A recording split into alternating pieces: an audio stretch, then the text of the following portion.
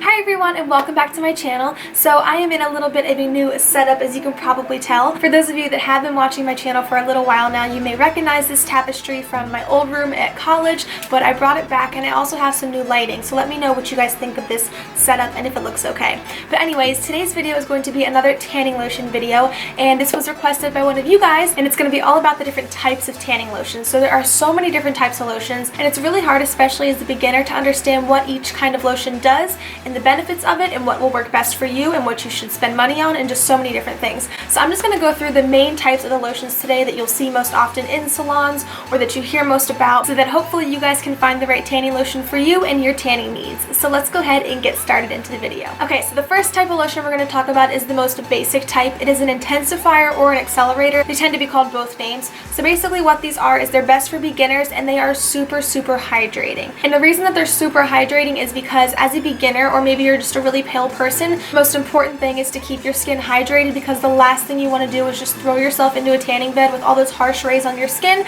and then just dry your skin out, because that is what will happen. So with all the extra moisturizer and hydration and everything, your skin will definitely thank you and feel a lot better, and you won't just like go in and destroy it right away off the bat. Another thing about this type of lotion is that there is no bronzer in it. So it's just a white lotion. You don't see any color. You won't get any instant color on your skin. So it does tend to take a little bit longer to build up a tan, because you're not getting any like extra help from like a fake color. Basically it's all natural, so the only color you're going to see is from the melanin that is produced on your skin. So then in contrast to that, the next lotion we're going to talk about are bronzers. So bronzers do have that instant color. You do see a brown color in the lotion when you squirt it out of the bottle immediately. So with these lotions you tend to get tanner a little bit quicker, because you're getting like the fake tan plus the natural tan all together, so your results are going to be a little bit more apparent a little bit faster. The one thing you do have to be really careful about with the bronzers is that they can streak. They are basically self tanners in a tanning lotion, so if you don't rub them in all the way just like a self tanner, you will get streaky, you will get splotchy, and you can potentially look orange. So you really want to make sure that you apply it well and don't miss any spots. So if you're not somebody that's patient or good at rubbing in lotion, then this is probably not the best kind of lotion for you to use. But if you are able to use them, it is kind of nice, because your tan tends to last a little bit longer, because you have that fake color as well as the natural tan. So depending on what lotion you use, it can last anywhere from like 1 to 10 days. So you can get a lot out of these lotions if you are able to use them. You just have to be a little bit careful when you apply them. Okay, so the next lotions we're going to talk about are Tinglers. People, I feel like with Tinglers, either love them or they hate them. They can be the worst thing in the world for some people, or they can be the best thing. It really just depends on your pain tolerance and how often you use them, and if you built up a pain tolerance to them.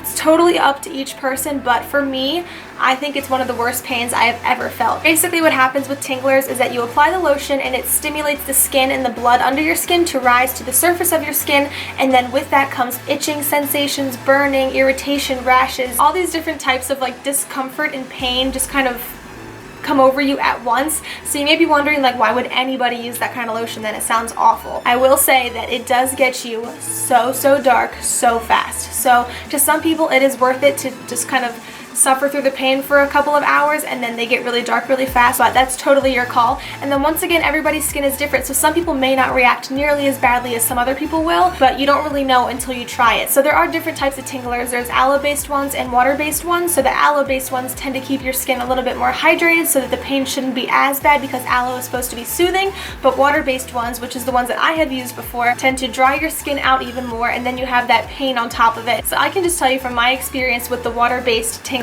I looked like a freak for like 3 hours. I remember going out shopping after I tanned with the Tinglers on, and my chest and my arms, I was just like a splotchy alien. Like, people were staring at me, and it was so painful. And then anything you touch afterwards, if you still have the lotion on and you touch things, the lotion will then linger on those objects, so then if you touch them again after you're already clean and everything, it can get back on you and you can break out again. So you just have to be very careful with cleaning up after you use a Tingler and not touching anything or spreading it, because some people may touch those things as well, and then they may break out from it, and it can just be a horrible cycle. So these are just lotions you have to be super careful and aware of.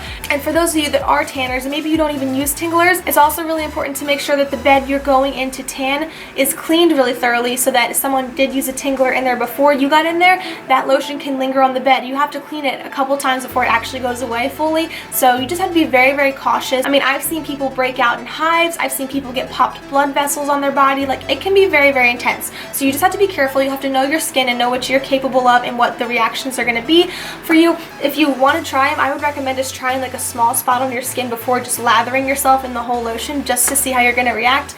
Most people asked, do you put this on your face?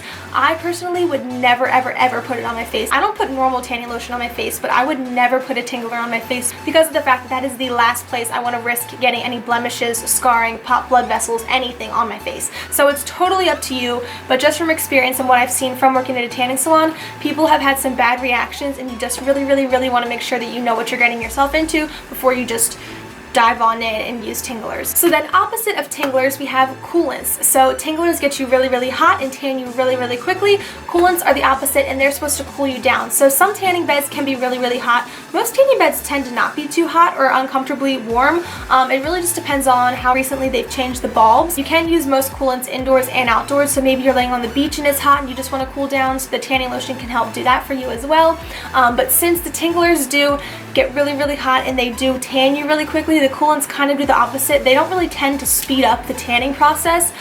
They're really just designed to cool you down. So if you value cooling down over tanning quickly, then try some Coolants, because there are some really nice ones out there, and they do still work really well. They hydrate your skin. They do everything that a tanning lotion is supposed to do. They just don't tan you as quickly as some other ones would. Okay, so next we just have facial tanners. So facial tanners do exactly what facial tanners sound like they would do.